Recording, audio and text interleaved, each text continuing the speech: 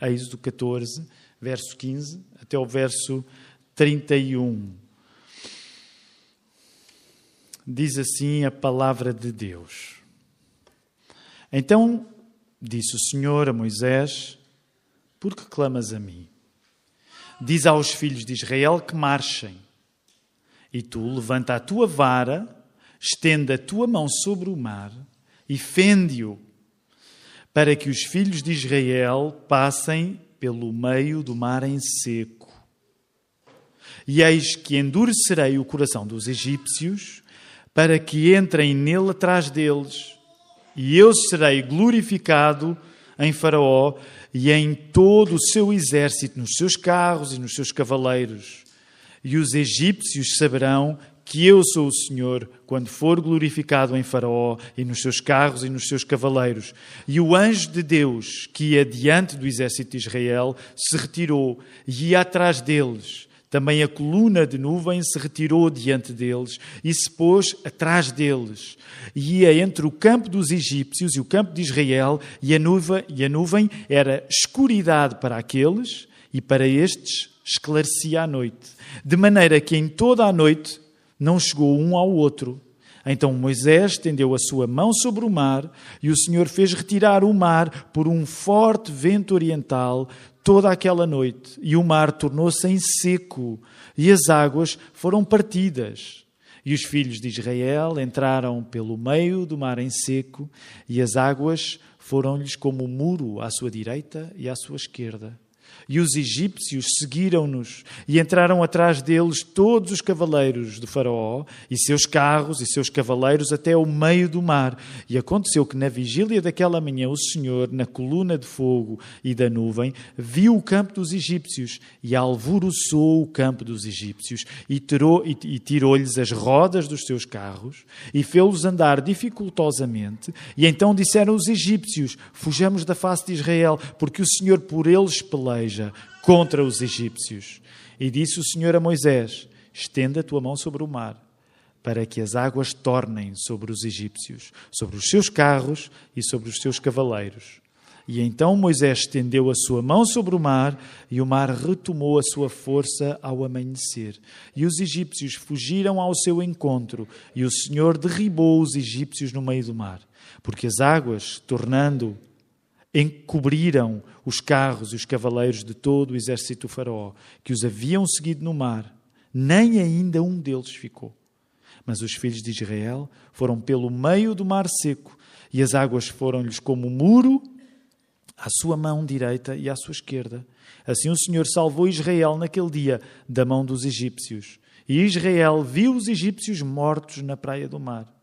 E viu Israel a grande mão que o Senhor mostrara aos egípcios, e temeu o povo ao Senhor, e creram no Senhor e em Moisés, seu servo. Vamos lá voltar ao texto. Nós temos o texto, são alguns capítulos ainda.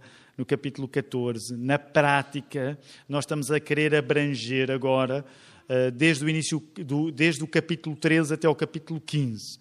Ok, eu vou fazer assim um resumo muito rápido, sobretudo também pensando em quem pode estar a chegar a primeira vez e apanha-nos aqui no meio do livro do Êxodo, no meio da história da libertação do povo judeu do Egito.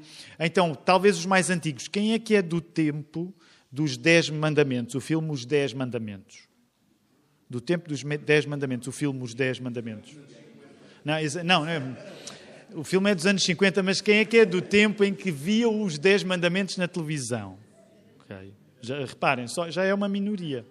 Eu não sei se no Brasil havia essa tradição, mas em Portugal, durante a Páscoa, quase sempre passava o filme 10 Mandamentos do Cecil B. DeMille, okay? O épico, que sabem quem é. Vocês são muito novos, não sabem, mas o ator que fazia de Moisés era o Charlton Heston, que era um ator do cinema clássico de Hollywood. Quem é que é do tempo mais recente? Do Príncipe do Egito. Okay? Eu cheguei a ver também o Príncipe do Egito, o filme da Disney, não é? Okay. Bem, quem é que é do tempo? Agora há um que é, como é que é? Qual é o último acerca de Deus? E é assim, eu acho que esse eu não vi. Geralmente, o ponto é estas perguntas. É fácil para nós lembrarmos esta história, não necessariamente a partir da Bíblia, Até porque a nossa memória da Bíblia às vezes pode estar assim um pouco esquecida, mas nem que seja pelos filmes que fomos vendo. Então, alguns, ao ler esta história, lembram-se, por exemplo, do Charlton Heston, aqueles que são mais antigos. Outros lembram-se de um filme que, de facto, eu gosto muito do Príncipe do Egito, do filme da Disney, mas eu gostava que as tuas recordações e as tuas referências acerca desta história fantástica fossem, de facto, as da Bíblia.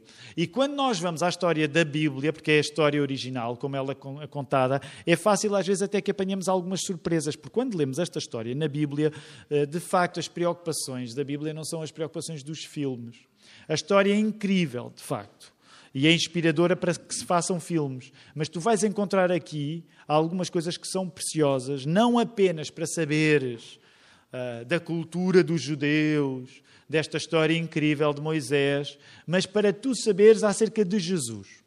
Então esta tem sido uma ênfase que está a ser feita desde que nós começámos esta série de mensagens, que é dizer a qualquer pessoa que venha até Algés, é importante nós lermos os livros do Velho Testamento, a parte antiga da Bíblia, porque quando nós lemos a parte antiga da Bíblia, conhecemos a parte nova em Jesus, ou seja, as histórias antigas do Velho Testamento, mesmo quando elas parecem estranhas e esquisitas, e é normal que elas às vezes pareçam estranhas e esquisitas, só hoje eu vou-te falar em alguns detalhes que podem ser estranhos para ti, mas o objetivo destas histórias no Velho Testamento é tu compreenderes não só a coisa maravilhosa que neste caso vai acontecer com Moisés, mas é compreenderes a coisa ainda mais maravilhosa que não vai acontecer com Moisés, que acontece com quem? Com Jesus. Portanto, nós, quando estamos a ler esta história, estamos de facto a aprender acerca de Moisés e estamos a aprender acerca do povo judeu. Mas quando nós estamos a ler isto como deve ser, guiados pelo Espírito Santo, tu não estás só a aprender sobre Moisés, tu estás a aprender sobre Jesus e o povo já deixa de ser o povo de judeu. Que povo é que passa a estar em causa? Quando nós lemos isto como deve ser, que povo é que passa a estar em causa? Somos nós. Somos nós. Portanto, esse é o meu desejo. É que tu hoje, ao leres um texto que pode parecer algo distante, te possas encontrar neste texto. A mensagem chama-se ver ressurreição na destruição. Porque nós acabámos de ler um texto que tem muita destruição. E olha, eu não vou pedir desculpa pela Bíblia, ok? Eu, como pastor, eu não peço desculpa pela Bíblia. Portanto, eu não vou dizer, é melhor tirar isto ou não me des atenção. A Bíblia é um livro que te vai desafiar. Okay? E eu, como pregador, não vou tirar os desafios da Bíblia. O que eu devo fazer é explicá-la para tu compreenderes quando ela te desafia. Então tu vais ver muita destruição. Quando nós vivemos o que nós não queremos, o mais fácil é só termos olhos para o fim. Portanto, se tu viveres concentrado em circunstâncias más, se estiveres a atravessar agora uma circunstância má, provavelmente aquilo que mais te impressiona é tu pensares assim, o fim vem aí, ou eu não estou a ver como é que isto se vai resolver. Mas quando nessa dificuldade tu confias em Jesus, o fim dá lugar a algo novo. E muito basicamente é isto que eu quero guiar-te no texto, para tu compreenderes como no meio de muita destruição, no meio de coisas que parece que só podem ter um resultado mau, nós podemos ver a refazer as coisas, a fazer as coisas novas na nossa vida. Portanto, intencionalmente, vou guiar-te neste texto em que há muita destruição, há morte, há coisas difíceis de compreender, mas eu vou querer chamar a tua atenção para tu compreenderes que no meio de tanta destruição, de tanta morte, o que está aqui a acontecer é um anúncio da ressurreição. Vou convidar-te primeiro a folhear um bocado a Bíblia, para trás e para a frente. Aliás, mais para trás do que para a frente. E se estiveres em digital, é daquelas alturas mais difícil. Mas andem os capítulos para trás, só para se ambientarem outra vez. O João pregou a semana passada. O João pregou sobre o quê? A semana passada, aí atrás. Capítulos atrás. O que é que o João pregou sobre o quê? Força. Pregou sobre... Força. Sobre os primogênitos? Ok, mas mais informação. Só sobre primogênitos era sobre o quê dos primogênitos? Uma praga. Qual foi essa praga? Foi a praga número 10. A praga número 10, o que é que fez? O que é que a praga número 10 fez? O Newton já ajudou.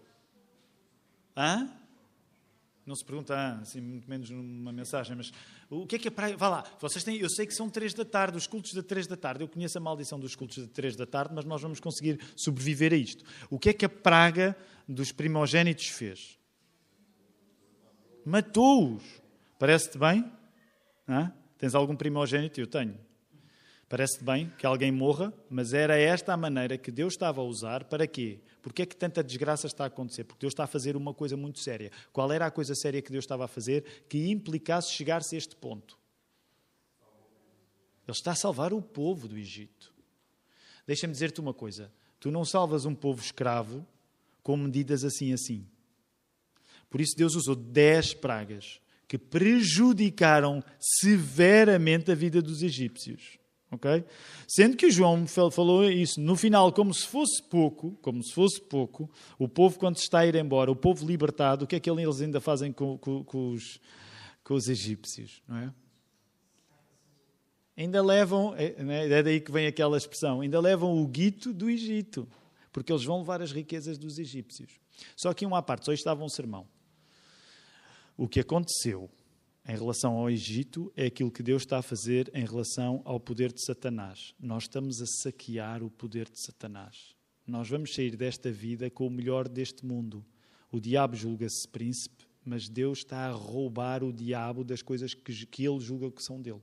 É por isso que o povo, naquela hora, depois daquela praga terrível, ainda leva o dinheiro.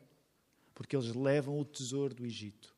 Porque o diabo julga que manda, como o faraó julgava que mandava, mas na hora H Deus vai lá e tira ao faraó aquilo que ele julgava que era dele. O mesmo se aplica hoje. O diabo julga que manda neste mundo, mas aquilo que Deus está a fazer é que ele está a expoliar o diabo daquilo que ele julga que é seu. É por isso que diz no Novo Testamento que as portas do inferno não podem prevalecer. Uma vez mais, quem está na defesa não são os cristãos, meus irmãos. Quem está na defesa é Satanás. Nós vivemos ao ataque. Tu não podes viver à defesa. Nós vivemos ao ataque. Então, o João pregou acerca disso a semana passada e agora, só para fazer um ponto de situação, porque agora estamos na abertura do Mar Vermelho, o fantástico milagre do Mar Vermelho aberto ao meio. Então, fazer os factos principais, rapidamente.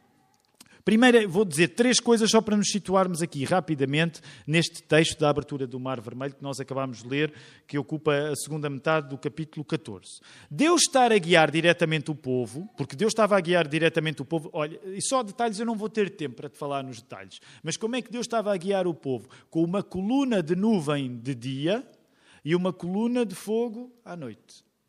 Só aqui, podíamos ficar aqui muito tempo, o povo está a sair do Egito e para não se perder tem uma coluna, uma nuvem de dia e uma coluna de fogo à noite.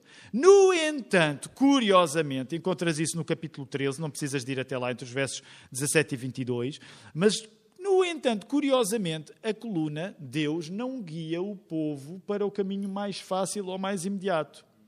Pelo contrário, os judeus vão ficar encurralados pelo mar. E isso faz que o faraó julgue, eles saíram, mas eles deram-se mal com o deserto. Agora é que eu me vou vingar deles. Agora é que eu me vou vingar deles. Porque eles saíram daqui, nós perdemos, até dizer chega, perdemos os nossos primogénitos, mas eles agora ficaram encurralados diante do mar e eu vou-me vingar deles. Deus endurece então o coração para o exército persegui-los. Nós já falamos acerca disto, hoje eu não vou falar mais acerca disto, em mensagens passadas já falámos acerca disso, se tu quiseres depois podes ir ao YouTube, os sermões estão lá, mas uma das coisas que a Bíblia diz assim preto no branco é que o próprio Deus endurece o coração do faraó. Há umas vezes em que é o faraó que endurece o seu próprio coração, outras vezes é o próprio Deus que endurece. Falámos um pouco acerca disto, não vou voltar aí, mas o que Deus faz é endurecer para que eles... Reparem bem, Deus quer, isto é estranho, Deus quer que os inimigos do seu povo vão atrás do seu povo, porque Ele quer que o seu povo viva ainda uma circunstância. Os 600 carros do faraó sublinham quão desesperada é a situação daquele povo que se julgava liberto e que de um momento para o outro está cercado entre os carros, os 600 carros do faraó, de um lado, e o que é que está do outro? O mar. naturalmente o que é que eles vão começar a dizer a Moisés? Ó Moisés, e é aí o humor, né? A ironia. Olha aí, capítulo 14, nós não lemos esse texto, mas volta aí um pouco atrás no verso 11. Como quem diz, Moisés, se era para morrer, qual é a piada aí? Não é? É uma piada, é humor negro, não é? Mas o que é que diz? Qual é a piada? Se era para morrer, onde é que nós tínhamos ficado? Se era para morrer, tínhamos ficado no Egito. Ao menos eles lá estavam preparados para nos enterrar como deve ser. Até porque, sabem que aqui também há uma piada, porque, eu não sei se vocês sabem, isto depende também do interesse de cada um, mas se há coisa que os egípcios eram obcecados é pela morte. Quando vocês veem aqueles filmes, a múmia e não sei o quê, provavelmente já viram alguns das múmias. A última não é grande coisa, aquela com o Tom Cruise, eu ia sei de moral ao cinema e por acaso acho que é um bocado de seca. Mas lembram-se aqueles outros do Brandon, como é que se chamava? O Brandon Fraser, não é? Brandon Fraser, é aqueles. E uma das coisas que tu descobres através dos filmes ou através dos livros é que, de facto, os egípcios são muito obcecados com a morte. O que significa ainda uma piada dobrada aqui, que era, Moisés, se é para morrermos aqui, mais valia nós termos morrido no Egito. As queixas não se fazem esperar. Então, eles estão encurralados entre o exército do faraó e o mar.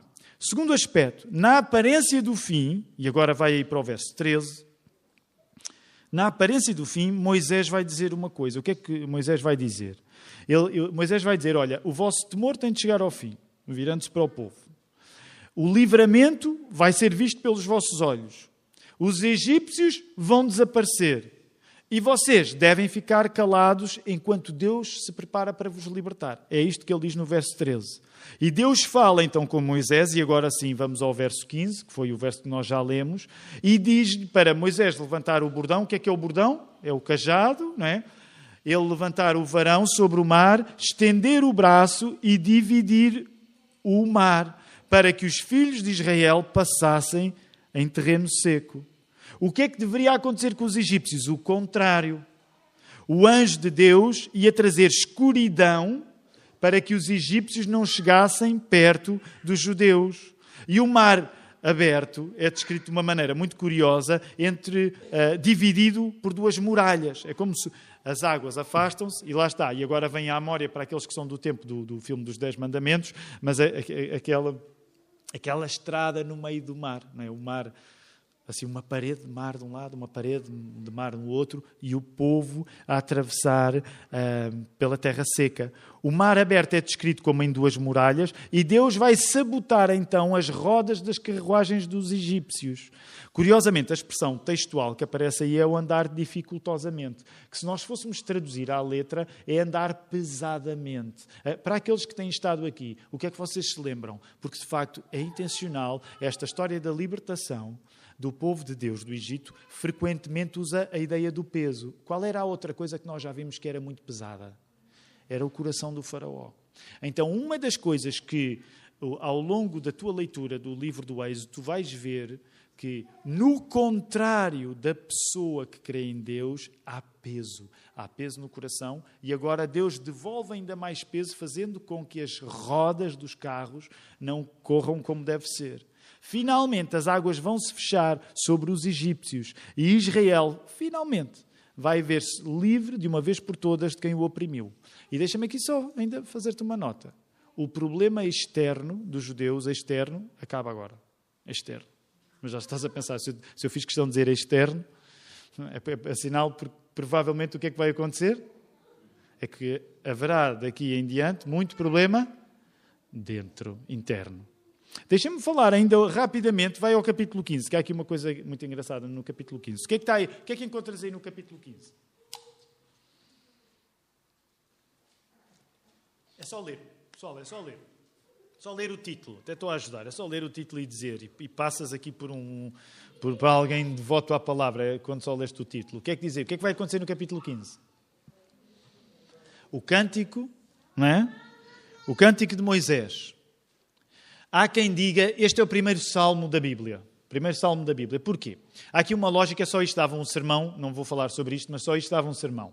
Na Bíblia, não é possível acreditar em Deus e não cantar. Eu não disse que não é possível acreditar em Deus e não cantar bem. Tu podes cantar mal. Eu não sou um grande cantor. E arranjei maneira de ter uma carreira. Mas no sentido em que qualquer pessoa que acredita no Deus da Bíblia acaba sempre a cantar. Sempre a cantar. É como se o selo da vitória só fosse vitória mesmo quando a pessoa canta sobre isso. É por isso, por exemplo, imagina que tu não cresceste no meio evangélico. Imagina que não cresceste no meio evangélico. Primeira vez que tu entraste numa igreja evangélica, o que é que provavelmente sentiste? Este pessoal aqui canta muito. Não estou a dizer se cantam bem, ok? Mas cantam muito. Porque em comparação com o nosso contexto cultural católico, não se canta tanto. Porquê? Porque é que os evangélicos não sabem não cantar? Porque na Bíblia, sempre que alguma coisa de bom acontece, as pessoas cantam. Mais ainda, na Bíblia, sempre que alguma coisa de má acontece, as pessoas cantam. Tu precisas de cantar. Não precisas de cantar bem, mas tu tens de entender que quando nós cantamos, aquilo que existe na nossa vida encarna. Quando nós colocamos as coisas em canção, aquilo que acontece na nossa vida ganha mais carne e mais osso. E é por isso que é tão bonito este cântico de Moisés, é o primeiro salmo da Bíblia e funciona como uma espécie de hino nacional. Okay? É a portuguesa deles. E curiosamente, no final, porque não era só Moisés que tinha talento, no final o que é que acontece? Eu vou ajudar, vê aí no verso 20. Há um cântico, e se há um cântico, né, se a canção é boa, o que é que há? Aí, o que é que há? Se a canção é boa, o que é que há? Há instrumentos, mas eu já te ajudei. No verso 20, qual é o título do verso 20? Há dança. Há dança. Quem é que dançou? Quem é Miriam? Quem é Miriam? É a irmã de Moisés. Eu já consigo imaginar, não é? Quando os nossos miúdos estavam a crescer, geralmente ao final do dia, muitas vezes a gente fazia o culto doméstico e eles às vezes punham-se a cantar. Então um cantava, o outro dançava. Então nós temos muitos vídeos disso que eles lamentam profundamente que a Ruth tenha gravado, porque está sempre a poder usar contra eles, sobretudo quando vai e espalha nas redes sociais e lhes torna a vida social muito mais complicada, porque a mãe mete os vídeos deles a cantar, com as idades mais não é? E então eu consigo imaginar Moisés a fazer música, Miriam a dançar, só que agora isto é uma escala nacional. Okay? Moisés faz este cântico e Miriam dança. E é bonito, não percas os detalhes, porque isto é bonito. O Mar Vermelho a engolir os egípcios funciona como uma espécie de praga número 11. São 10 pragas. Mas é como se de repente esta praga fosse a praga número 11. Porquê? Porque esta praga consegue aquilo que nem a praga da morte dos primogénitos tinha conseguido. Finalmente, de uma vez por todas, os egípcios ficaram pelo caminho. Mal comparado, eu não sei se vocês gostam de filmes de terror e não estou a encorajar que vocês gostem, mas se vocês gostarem, e eu reconheço que gosto, geralmente é a mesma coisa que acontece. Quando tu julgas que o assassino ou o monstro, finalmente a coisa acabou, o que é que tu sabes que há sempre? Vai haver uma cena qualquer em que tu julgas que já está tudo bem e ele volta a aparecer. Isto foi tudo copiado do Êxodo, está bem? Porque é isto que acontece aqui. Estava tudo bem e de repente, espera aí, eles vêm aí outra vez. É nesse sentido que esta praga é a praga número 11. Hoje, nós naturalmente estranhamos que Deus use tanta destruição para cumprir os seus objetivos. Mas deixa-me chamar a tua atenção para uma coisa. Na narrativa da travessia do Mar Vermelho, a destruição que tu encontras tem de ser vista com olhos de quem lê a Bíblia. E eu agora quero sugerir muito rapidamente uma comparação entre este texto, em que há muita destruição, há gente que morre quando o mar se fecha sobre os egípcios. Quero sugerir uma comparação entre este texto e o texto de Gênesis 1 e 2. O que é que acontece em Gênesis 1 e 2? É o texto da criação do mundo. Então, eu quero que tu leias esta destruição à sombra do texto da criação. Já estás a ver onde é que eu vou querer chegar. Eu quero que tu, numa circunstância de destruição, não penses só em destruição, mas penses em criação. Reparem nas semelhanças. No primeiro dia da criação, a presença de Deus, o que é que deu às trevas? No primeiro dia da criação, o que é que Deus deu às trevas? Deu luz. Repara, nesta travessia do Mar Vermelho, Deus faz alguma coisa parecida, colocando escuridão no caminho dos egípcios, por contraste com a luz que os judeus recebem. Então, estás a ver? Primeiro dia da criação há uma diferença entre luz e trevas, e neste mesmo milagre há uma diferença entre luz e trevas. No segundo dia da criação, quem é que se lembra o que é que Deus fez? Esta é mais difícil. Quem é que se lembra o que é que Deus fez no segundo dia da criação? Eu digo-te. Deus dividiu as águas entre as águas sobre o firmamento e as águas debaixo do mar. Nesta travessia do Mar Vermelho, Deus faz parecido, dividindo as águas para o povo passar. No terceiro dia da criação, quem é que se lembra o que é que Deus fez no terceiro dia da criação? Alguém se lembra? Eu vou dizer. No terceiro dia da criação, Deus criou a terra seca. Nesta travessia do Mar Vermelho, Deus faz parecido, dando a terra seca para os judeus passarem por entre o mar. O que é que todas estas comparações querem dizer? O elemento mais importante na destruição dos opressores, na destruição dos egípcios, não é a morte deles. É a vida nova que foi dada aos judeus. Claro que nós podemos ficar chocados que Deus faça isto acontecer no meio da morte dos maus. Mas o mais importante não é tu ficar chocado com a destruição, mas é entenderes a maneira como Deus usa a destruição criativamente. Ele cria coisas novas através de coisas que nós preferíamos não viver. Toda esta destruição coloca os judeus diante da criação de um mundo novo. Deus destrói neste texto, é facto. Mas Deus está a destruir porque com isso está a construir uma coisa nova. Eu sei que não é uma grande comparação, mas provavelmente já te aconteceu tu tentares recuperar alguma coisa e chegares a determinada altura e dizeres assim, epá, isto já não vai ser recuperado. O que é que tem de ser feito? Imagina, mesmo numas obras. Eu lembro que há uns anos, quando nós estávamos na igreja em Moscavide, a igreja comprou um apartamento, era novo para a igreja, mas era um apartamento velho, ali na Rua do Armistício, mesmo ao lado da Avenida Central. Então, nós fomos a esse apartamento, tínhamos acabado de comprar e estávamos a ver o que é que conseguiríamos manter. Mas imagina assim um prédio, aquilo seria o quê? Anos 50, talvez? Imagina um prédio anos 50 que nunca tinha levado obras. Proporcionou aos homens da igreja uma das melhores coisas que pode acontecer a favor da camaradagem dos homens da igreja, que foi um dia de obras em que basicamente o que é que os homens iam fazer para lá, tendo em conta as condições daquele apartamento. Iam partir coisas, porque não dava para aproveitar. Se há coisas que unem homens, é eles partirem coisas juntos. Então passámos uns dias em cada um queria pegar, como é que se diz? As marretas, né? E partir. Porquê? Porque a casa estava tão velha que não valia a pena tentar recuperar. Eu sei que não é uma ilustração muito ilustre, mas na nossa vida, às vezes há coisas que quando nós vamos olhar dizemos assim, isto já não tem reforma possível. O que é que tens a fazer? Tens de perceber que destruir é a coisa mais criativa que pode ser feita. Agora, quero terminar esta mensagem colocando isto a falar connosco. A travessia do Mar Vermelho funciona no Velho Testamento como a ressurreição de Jesus funciona no Novo. A travessia do Mar Vermelho torna-se o maior símbolo de liberdade do povo judeu. Sempre que eles iam pensar na fidelidade de Deus, eles iam falar no Mar Vermelho. Então, isto significa que sempre que no futuro se ia falar da qualidade do que Deus fazia pelo seu povo, o Mar Vermelho aberto seria a imagem mais marcante. E isso funcionava para o Velho Testamento como passa a ressurreição de Cristo a funcionar no Novo. A Páscoa é a morte e a travessia do Mar Vermelho é a ressurreição. Reparem, quando nós batizamos alguém, também é isto que estamos a coreografar. É por isso que nós batistas, e não são só os batistas que fazem o batismo por imersão, aliás, é isso que a palavra quer dizer, porque nós acreditamos que quando tu vais abaixo da água, aquilo que estás a coreografar ao vir para cima é uma vida nova. Já repetiste muitas vezes, vou repetir mais uma. Nós estamos a brincar aos funerais quando batizamos alguém. Porque durante aqueles pequenos segundos em que a pessoa vai lá abaixo, nós estamos a brincar a que ela está morta. Não podemos brincar tempo demais, não é? Mas trazemos-la para cima. Porque quando ela vem para cima, tu, uau, está viva. É uma brincadeira de zombie, de certa maneira. Morre e agora...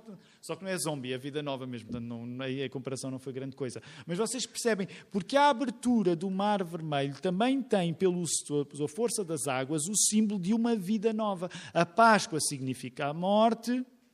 A travessia do Mar Vermelho significa a ressurreição. Neste episódio, nós não comemoramos o facto de uns saírem sãos, salvos e secos, os judeus, e os outros mortos. Não é isso que nós estamos exatamente a comemorar. Quando nós comemoramos o Mar Vermelho, aberto, estamos a comemorar o facto de que este episódio anunciou que viria um bom que daria a sua vida pelos maus. E que quando isso acontece, tudo se torna novo. Portanto, não entendas mal este texto. Tu não deves celebrar apenas e viva os judeus salvaram-se. Os judeus é que são os bons e os outros é que são os maus. Calma, se tu estiveres a ler assim, estás a ler este texto de um modo muito incompleto. O que tu deves entender é que este episódio estava a anunciar que viria um completamente bom, melhor ainda do que Moisés, Jesus, e ele ia dar a sua vida pelos maus, não só pelos judeus, mas vejam bem, até pelos portugueses. Até pelos brasileiros, até por qualquer pessoa, desde que confia em Jesus. Hoje o nosso desafio é olharmos com a lente da ressurreição para o que na nossa vida apenas parece dizer destruição. Isto não nos assegura que tu, agora que és crente, tens uma garantia. Então, isso significa que se eu olho para a destruição com a lente da ressurreição, significa que eu já não vou ter mais problema nenhum. Significa que eu já não vou passar por problema nenhum. Calma, continua a ler o livro do Êxodo. Até agora, o livro do Êxodo também é a história dos 2 sofrimentos de Moisés. Podia ter este subtítulo, o livro do Êxodo ou a história dos 2 sofrimentos de Moisés. Qual é o primeiro sofrimento de Moisés? Primeiro é com Faraó e com os egípcios. Depois daí para a frente é com quem? É com os judeus. Eu não sei se... Eu acho que, por um lado, Moisés vai sofrer muito mais com os judeus do que sofreu com o faraó. Porquê? Porque tu vais sofrer muito quando chegares à igreja. Eu sei que isto não é muito animador para a gente convidar. Vem cá. Mas, de facto, a verdade é essa. Se tu queres ser crescido, não leves a mal dizer assim. Se tu queres ser crescido, tu tens de entender que a caminhada com Jesus nesta vida registou o teu sofrimento antes de o conheceres, mas topa lá.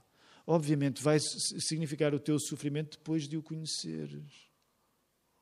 Porque o lugar único onde o sofrimento vai desaparecer é quando Jesus estiver rosto a rosto junto de ti. Por isso mesmo é que a igreja, neste sentido, é como se fosse agora o que acontece depois do mar ter sido atravessado. Mas é isso que te dá uma esperança para qualquer circunstância que tu vives. O povo judeu deixa de ser o povo que, quando pensa em si mesmo, se define como escravo. Eles já não podiam definir-se como escravos porque os seus carrascos já tinham morrido. O problema externo tinha acabado. Mas agora, e é isso porque eu quero manter o teu apetite aberto para os próximos textos, porque agora o problema externo acabou, mas agora vêm os problemas internos. Mas pensa nisto, eles já não se poderiam definir como escravos. Porquê? Porque os seus opressores tinham morrido. Agora topa esta perigosa tentação. O que é que acontece de cada vez que tu duvidares do poder de Deus que te libertou? Sabes o que é que vai acontecer? Tu vais ter saudades do Egito. E acredita, no futuro eles vão ter saudades do Egito. Eu quero aplicar isto à tua vida de um modo cuidadoso. Mas quero aplicar. De cada vez que tu duvidas do poder de Deus, tu vais ganhar saudades do Egito, tu vais ganhar saudades das coisas que disseste que não gostavas, mas tu vais ter vontade de lá voltar. Porque vai-te parecer que avançar apenas com Deus é mais difícil do que voltares para as circunstâncias negativas que já viveste. É isso que explica o facto de nós termos tantos ciclos viciosos em que voltamos atrás. Porque apesar de termos sido libertados, nós continuamos a olhar para nós como se fôssemos escravos. Há muita coisa a acontecer errado na tua vida, porque apesar de teres saído do lugar da tua escravatura, tu continuas a comportar-te como se fosses um escravo. Tu continuas a não acreditar no poder de Deus. Mesmo que já não estejas na circunstância antiga onde estavas. E repara, eu estou a falar isto partindo do princípio que provavelmente a maioria de nós é crente aqui. Também deixa-me aplicar isto à vida da igreja. Sempre que tu ficas fora da vida da igreja, tu podes te considerar salvo, mas tu estás a viver uma vida de escravidão. Porque tens medo de integrar a comunidade que foi libertada. Deixa-me dizer, tu na comunidade das pessoas que são libertadas por Jesus, tu vais encontrar muitas desilusões. As pessoas vão te desiludir. Tu próprio vais desiludir as outras pessoas. Mas tu vais estar num caminho que é de liberdade concreta. Nós podemos muitas vezes estar libertados externamente, mas presos por dentro. Mas Deus chama-nos a muito mais. Deixa-me dizer-te, não é um caminho fácil aquele de seguir Jesus. Em lugar nenhum, a Bíblia te diz, torna-te crente que a partir daí está tudo impecável. Lugar nenhum a Bíblia te diz isto. A coisa mais parecida que tu podes interpretar erradamente para chegares a esta conclusão é quando Jesus diz: vinde a mim todos os que estáis cansados e oprimidos e eu vos aliviarei. Mas mesmo nisso, quando ele fala, ele diz que o meu... Sabes o que é um jugo? Eu sou um menino da cidade, mas sabes o que é um jugo? O jugo é aquela coisa que se mete em cima de quem? Mete-se em cima dos animais no campo. Jesus tem um jugo para ti. Ele disse que é suave, mas ele tem um jugo para ti. Isto é muito pouco animador. Vir para a igreja a ideia, Jesus tem um jugo. Venha a esta igreja que Jesus tem um jugo para si. O jugo é suave. Não te comportes como escravo quando Jesus já te libertou. Mas não tenhas medo de confiar. Não vai ser um caminho fácil, mas é o caminho da liberdade. A liberdade faz passo a passo em obediência. Que o Senhor te possa dar essa força. Vamos responder em adoração, vamos responder em louvor. Obrigado, Senhor, porque não é no último dia que nós somos chamados a ir ao Teu encontro, é no primeiro, Senhor.